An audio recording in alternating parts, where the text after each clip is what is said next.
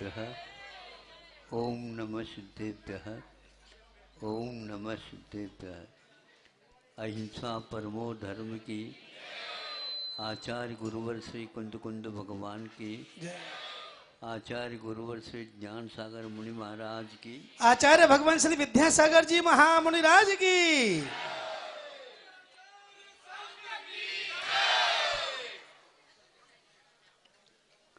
आप नदी के तट पर है। नदी अपने आप प्रवाहित हो रही है, उसकी अपनी गति है और अपनी दिशा है। आप उस सुहाने दृश्य के दृष्टा हैं, वहाँ पर चारों तरफ से घूम करके देख रहे हैं। किंतु यह तब तक आप देखते हैं और आनंद का अनुभव करते हैं जब तक वह दोनों तटों के बीच में रहती। आकस्मिक सुनने को उपलब्ध हुआ, क्या हुआ और कुछ नहीं, नदी यहाँ पर तो शांत है, यहाँ पर पानी नहीं गिरा है, किंतु उधर जहाँ से बह करके ये आ रही है उधर घनघोर वर्षा हो गई है। उसके फलस्वरूप अभी अभी आपके सामने ही यह अपने अकराल विकराल रूप दिखाएगी। अब भाग भी नहीं सकोगे और एकदम पानी भर करके बाढ़ आ गई। आपका उद्देश्य जो था देखने का मनोरम दृश्य विचलित हो गया। नदी जो बह रही थी अब वहाँ तटों के बाहर आकर के बहने लगी। त्रस्त हो गई जनता। उस नदी के कारण अच्छे अच्छे पुल वगैरह बने हुए थे, रास्ते थे, हरियाली थी, पेड़ पौधे थे, जानवर चल रहे थे। अब कहाँ जाए बताओ। इसको बोलते हैं प्रकृति का अपना असंतुलन। उसमें कारण क्या पड़ता है? उसमें कारण यह पड़ता है कि हम प्रकृति से यदि विपरीत देखते हैं तो उसमें क्या होता है, इसी प्रकार का प्रलय घटित हो जाते हैं। लोभ के कारण, लोभ तो बना हुआ रहता है, लेकिन बाढ़ आदि आना ये स्वाभाविक है, किंतु बाढ़ का आना स्वाभाविक भी है और वैभाविक भी है। आज के इस पंचम काल में स्वाभाविक बाढ़ से तो कोई विशेष हानि नहीं हो रही है, लेकिन वैभाविक घटनाओं से अभी अभी हमने सुना, विश्व प्रसिद्ध अमेरिका राष्ट्र माना जाता है, सब दृष्टि से विकसित हुए और विकसित होने के लिए प्रोत्साहित भी करता रहता है। सुन रहे हो आप? क्योंकि इसलिए पूछना पड़ता है कि आप भारतवासी हैं। अमेरिका इत्यादि देशों से बहुत जल्दी प्रभावित होते हैं, तो ये बात तो बिल्कुल ठीक है। घर का जोगी जोगिया, हाँ ये प्रसिद्ध है, मतलब सब लोगों ने कहा।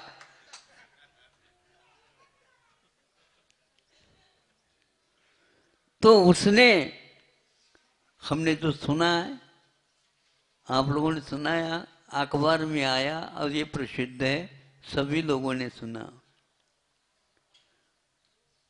1700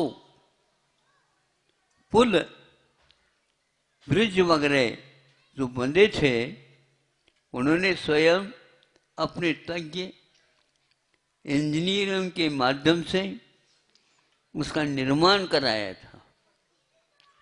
अच्छे से अच्छे राशन, उसके लिए रसायन का प्रयोग किया था ताकि वो मजबूती के साथ रह सके। किंतु 1700 उन पुलों को उन्होंने पुनः धराशायी कर दिया, ऐसा सुनने में आया। उसमें कारण यह है, उसके कारण विपरीतता आ रही थी। वह जिस उद्देश्य को लेकर के बांधे गए थे, उतने आय का स्रोत उसके माध्यम से नहीं हो रहा था, और आए दिन कोई न कोई ढंग से उसे जल के संग्रह करने के कारण उनको क्षति पहुंच रही थी। तो इस अपेक्षा से, इन हानियों से बचने के लिए, देखो हमेशा हमेशा लाभ और हानि बिन जाने थे दोष गुणन को, तैसे गई है रही है। बिल्कुल ठीक है। ये तो महाराज अध्यात्म की बात कर रहे हैं। हर क्षेत्र में लाभ हानि होती है, ध्यान रखो, चाहे वह संसारी प्राणी हो, चाहे वह गृहस्थ हो या श्रमण हो। हमारी भी दुकान चलते भी हम भी हानि और प्रॉफिट है ना, लाभ देखते रहते हैं। नहीं है तो हम भी आगे बढ़ जाते हैं। हाँ, आप लोग स्थायी भी करना चाहते हैं तो आप लोग स्थायी हो जाओ, हम स्थायी नहीं होना चाहते। बंजी का काम होता ना पहले चलते फिरते दुकान। हाँ, तो इस ढंग से उन्होंने एक प्रकार से विश्व के सामने यह प्रेरणा रखी है, विज्ञान का उपज रखा है, और इससे बचना चाहिए, ऐसा कहा। भारतीय इतिहास के अनुसार भी हम देखते हैं, पुल वगैरह बनना आदि आदि यह नई चीज है, ये तो प्राचीन भी थे। लेकिन जिस प्रकार होड़ आज जल को लेकर के हो रहा है, जल ही प्राण है, यह दशा भी गड़बड़ हो गई। समय पर वर्षा नहीं होने से ही नहीं, बल्कि यूं कहना चाहिए, जबलपुर में एक डैम है, बरगी बांध जिसको बोलते हैं। 40 वर्ष तो हो गए होंगे उसको बांध को। तो दिनों दिन उसी नर्मदा के ऊपर आगे आगे आगे आगे भरूच तक ये कार्यक्रम चलता गया। एक के ऊपर एक, एक के ऊपर एक, एक के ऊपर एक, वो बांध की परंपरा चालू हो गई। पनासा यहाँ पर है, पास ही है पुनासा। इस प्रकार आगे आगे भी बहुत सारे हैं। हाँ, सिद्धवार कुट तो है, ओंकारेश्वर आदि आदि के ऊपर भी हैं। सरदार सरोवर बिल्कुल बहुत भयंकर, कैसे क्षेमंकर कहो,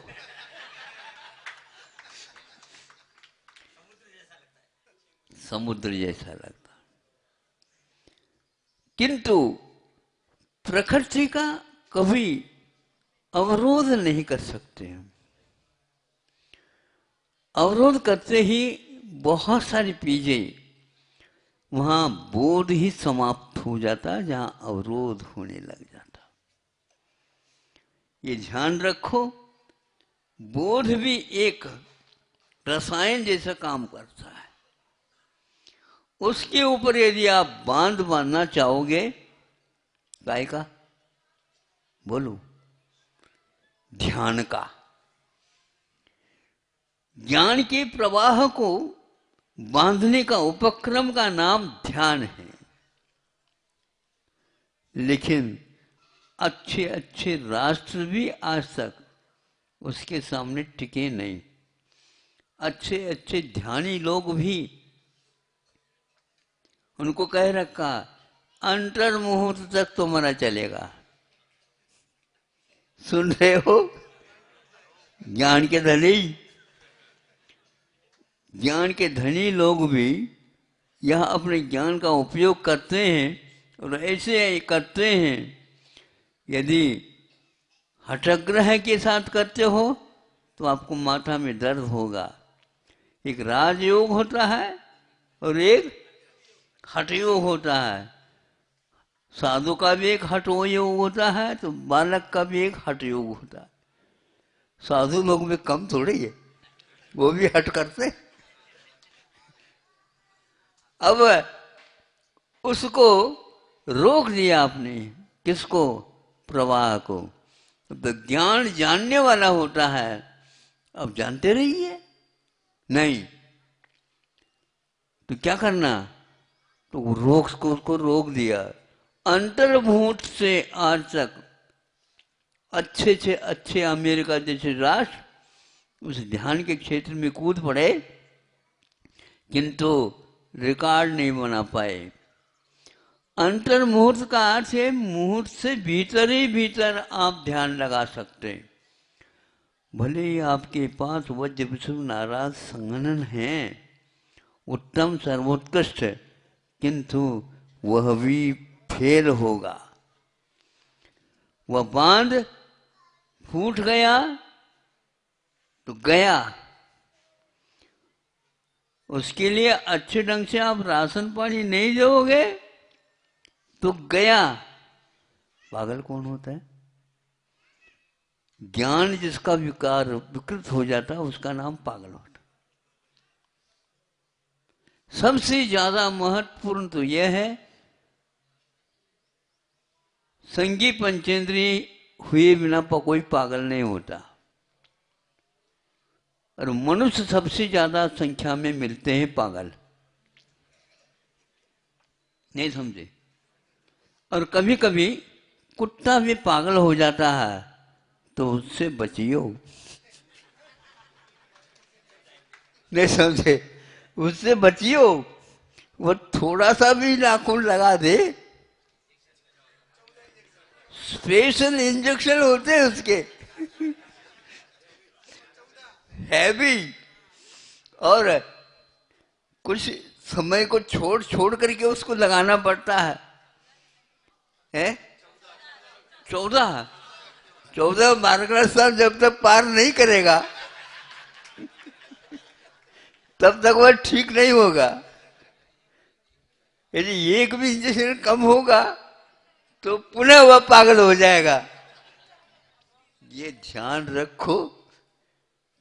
यदि एक बार पागल कुत्ता काट जाता है, इंजेक्शन नहीं लगाए, सुनते हैं कुछ लोग बच भी जाते हैं, लेकिन पागल के काटने से तो बचना मुश्किल हो जाता। प्रकृति की विपरीत चलने से ऐसा होता। तो वो अमेरिका ने तो फील कर लिया। तो आज धीरे धीरे श्रावण में तो बह नहीं रहा है। वहां पर वहां का जो वर्गी का मैं उदाहरण दे रहा था, श्रावण में तो पानी नहीं वहां पर। फिर ये जब वर्षा उधर हो गई तो एकदम वहां पर दरवाजा खोलना पड़ा। अब बोलो, दरवाजा खोलते ही पानी को बाढ़ आ गए तो होशंगाबाद वाले कहते भैया, तो भैया क्या, बांध तो बंद ही है, यदि पानी और ज्यादा होगा तो फिर तो जबलपुर ही। ये लिखा है वह एक्सपायर डेट, इसमें कभी भी मृत्यु इसकी हो सकती है। ऐसे क्यों मोल लो आप? नदी बह रही है तो उसको उसके अनुसार ही उपयोग करो। तो प्रलय होने में देर नहीं। आज का विज्ञान प्रलय को निमंत्रण देता है। वैज्ञानिक लोग इस कार्य को संपादित करते हैं। धीरे धीरे अब बुद्धि में आ गए। अमेरिका राष्ट्र इतना पैसा खर्च करके, इतने वैज्ञानिकों को तैयार करके, उन सब वैज्ञानिकों को भी यह मानना पड़ा यह गलत कार्य है, क्योंकि पानी के प्रवाह को कोई रोक नहीं सकता। पानी यूं सामने आता है, ठीक नहीं, वो जगह यदि नहीं मिलेगी तो वह ऊपर चढ़ेगा, ऊपर चढ़ेगा। मनोरम दृश्य देखने के लिए चले जाते हैं तो स्वस्थ नदी को आप देखो, और यदि प्रलय देखना चाहते हो तो उसके ऊपर बांध डालो। बांध होते ही ऊपर की ओर पानी आ गया, ऊपर की ओर पानी आ गया तो ये क्या होगा, दरार तो नहीं पड़ी। यदि दरार पड़ गई बचाना कठिन। बुद्धि में भी दरार पड़ गई, बोलो कोई भी नहीं बचा पाएगा। तो यह ध्यान लगाना, ज्ञान को संयत बनाना, ज्ञान यदि इधर उधर चला जाएगा तो प्रलय कर देता है। दिमाग फेल हो जाता है तो प्रलय हो जाता है। अति वृद्धि हो जाना भी दिमाग का खलास काम कर देता है। बच्चों को 8 वर्ष के बाद ही विद्यालय भेजना चाहिए, कितना भी होशियार क्यों ना हो। नहीं महाराज ये बहुत होशियार है, बहुत होशियार है, बहुत होशियार है। गुरु जी को कह दो, शिक्षक को कह दो इनको ये पढ़ा दे। गुरु जी कहते हैं भैया जब वो बहुत होशियार है तो यहाँ पर हम तो जो ज़्यादा होशियार नहीं रहते हैं ना, उनको थोड़ा सा बता देते हैं, नहीं ये तो वह स्वयं हमारे लिए बताने लग जाएगा। बिल्कुल ऐसा होता है। इसलिए विपरीत आप मत चलो। आज इसको स्वीकार कर लिया। भारत ने अभी तक इस प्रकार के बांध नहीं बांधे, इन सब को देख करके बांधना बांध दिया। तो आज धीरे धीरे उसके माध्यम से ज्ञान हो रहा है। ज्ञान क्या हो रहा है, अब तो भय लग रहा है। इसको कम से कम सोच लेना चाहिए, ये प्रकृति से विपरीत है, इसको बुद्धि का अपराध माना जाता है। हजारों लाखों व्यक्ति बह सकते हैं। केदार में दो तीन साल पूर्व में घटना घटी। अभी भी आ रहा हूँ वहां से, यहाँ आ रहा हूँ वो बह करके आ रहा है। अभी बर्फ तो गिरेगी, ये प्रकृति के अनुसार। बर्फ गिरने के उपरांत उसमें यदि पिघलेगा तो गड़बड़ होगा। तो यही हुआ। तो एक साथ इतना पानी का बाढ़ वहां पर आ गया। और भी कई स्थान ऐसे बनाए हैं, सुनते हैं, काहे के लिए, विद्युत की उत्पत्ति के लिए।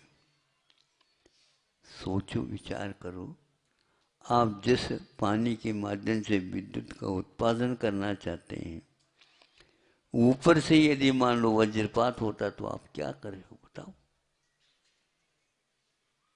इतनी क्षमता वाले बिजली उत्पन्न होता उसमें। इस प्रकार लोभ के कारण आप तैयार करो, ये ठीक नहीं। दिन में प्रकाश मिलता है, सूर्य प्रकाश, उसके उस आलोक में आप पढ़िए, अध्ययन करिए और उससे काम करिए। उससे जो आप लेना चाहते हैं धरती के लिए पर्याप्त है। बीजों का वपन करते हैं तो समय पर वह अन्न प्रदान करेगी धरती और आपका निर्वाह होगा। इसके स्थान पर दूसरा और कोई भी उत्पादन आप करते हैं तो उत्पाद अवश्य होंगे, इसमें कोई संदेह नहीं है। इसी को प्रकृति से विपरीत चलने से ऐसा होता है। नदियाँ यदि मान लो बह रही है तो बह रही है, बस उसका उपयोग कर लो। यदि ज़्यादा आप उसका पानी संग्रह करोगे तभी कभी भी आपकी वह जीवन की हानि के लिए नहीं, किंतु पानी जहाँ जहाँ पर बह करके जाएगा। कल नहीं परसों ही सुना एक व्यक्ति के मुख से, उन्होंने कहा कि भाखड़ा नागल यदि इसमें कोई घटित होता है तो क्या पंजाब, हरियाणा, पाकिस्तान, राजस्थान, इन सब को क्षति होगी। और जहाँ जहाँ से भी क्षति होती चली गई वहाँ की मिट्टी नहीं रह पाएगी और वहाँ पर खेती बाड़ी भी समाप्त हो जाएगी। वर्तमान में यही दशा हो रही है। हम सन 57 में ऐसा ही होगा, हम पंचकल्याण देखने के लिए गए थे। आकस्मिक पानी चालू हो गए तो हो ही गया, रुकने की बात नहीं है। उस समय पूना में एक धरण था, पूना, कोयना नहीं, ध्यान रखो, सुनो पहले 57 की बात है। तो वह धरण पानसेत धरण, हाँ पानसेत धरण, हाँ, तो वो पूना, उसको दरार पड़ गया। उसी में दरार पड़ गया तो उसको किसी भी प्रकार से मिलिट्री इत्यादि के माध्यम से सीमेंट की बोरी डालते गए, लेकिन उससे कुछ नहीं हुआ और संकेत देना पड़ा, बचना हो तो बचाओ, पुणे को तो अब बचाना मुश्किल है। नया पूना जो पूरा था वो पुराना बस सब बह गए। 60 किलोमीटर रफ्तार से 50-60 किलोमीटर दूर था वो बांध, और 50-50, 60-60 फीट ऊंचे, और पुणे तक आने तक वह 3-3, 4-4 मंजिल के ऊपर गाय और भैंस और वो और ये सारे अटक गए थे। कहाँ पूना था पता नहीं लगा। सारे रोड और सारे विद्युत के खंभे वगैरह, बड़े बड़े अच्छे बिल्डिंग्स सब समाप्त, रिकॉर्ड समाप्त हो गए। ये फिर बाद में जाकर के देखा, उस समय एक लेक पड़ा था, वहाँ पर कौवा पानी पीने के लिए भी नहीं मिलेगा, सब संग्रह समाप्त हो गया। पुणे को पुनः बसाना पड़ा। ये संग्रह का ही एकमात्र हमारे सामने का उदाहरण है। इसलिए आप मूर्छा परिग्रह को याद करो भैया, नहीं समझे, हमारे ऊपर बहुत बड़े उपकार करके गए हैं। ऐसे प्रमाण करो ने, मूर्छा हमेशा आपको मूर्छित कर देता है।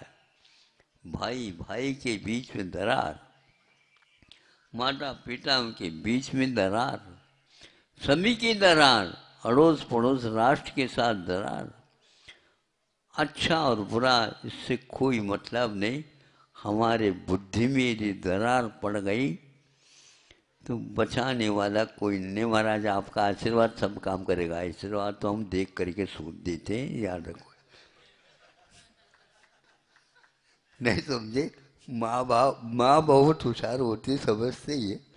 उसी बच्चे को हम भोजन देंगे और वह रोएगा तो देंगे, लेकिन रोने का नाटक करेगा तो नहीं देंगे। और कितने भी रो ले उतना ही देंगे जितना उसको आवश्यक है। कहेंगे बेटा तुम्हारे लिए ही बनाया गया है, किंतु आज तो इतना ही। एक तो दे दो, नहीं आधा ही मिलेगा। एक होने के अपना दो कहता दो दे दो। बेटा मूर्छा ठीक नहीं, डिब्बा आपका ही है और इसमें डिब्बे में है लड्डू, लेकिन तुम्हारे लिए चाबी नहीं मिलेगी। चाबी तो ऊपर ही रखी जाएगी। एक एक करके खाएगा तो ठीक रहेगा। कितने भी करो वह नहीं देख सकते। इसी प्रकार आचार्यों ने हम लोगों को कहा है, आप लोग सोच लो, विचार कर लो, मूर्छा थोड़े से कम कर दो तो बहुत अच्छी है, नहीं तो प्रलय कभी भी घटित हो सकता है। ऐसे ऐसे बांधों की यदि मान लो क्षतिग्रस्त हो गए तो आप क्या कर सकते हो मुझे बताओ। अभी भी इन्होंने कहा ना नाले चढ़ाते हुए, महाराज चंबल आ जाना, चंबल में नदी है जानो बहुत बड़ी।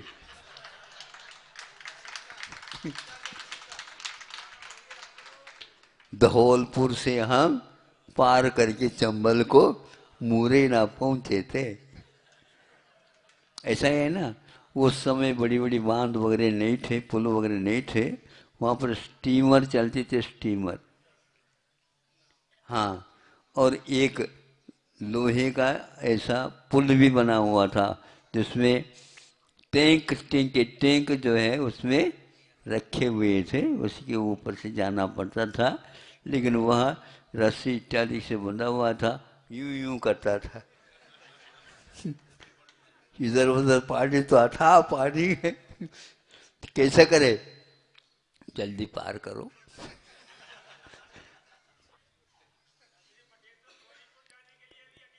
वहाँ तो हम मानते हैं, जानते हैं, हाँ बिल्कुल है। 3-4 जिले हैं, पास पास है। सरकार सोची नहीं कि 4 पास पास जिला क्यों रखे। वहीं पर मुरार है, वहीं पर गवालेर है, वहीं पर लश्कर है, और वहीं पर भिंड इत्यादि भी है ना। बस बहुत अच्छा, बहुत ज्यादा मूर्छा न बनाइयो। अहिंसा परमो धर्म की जय। आचार्य भगवान श्री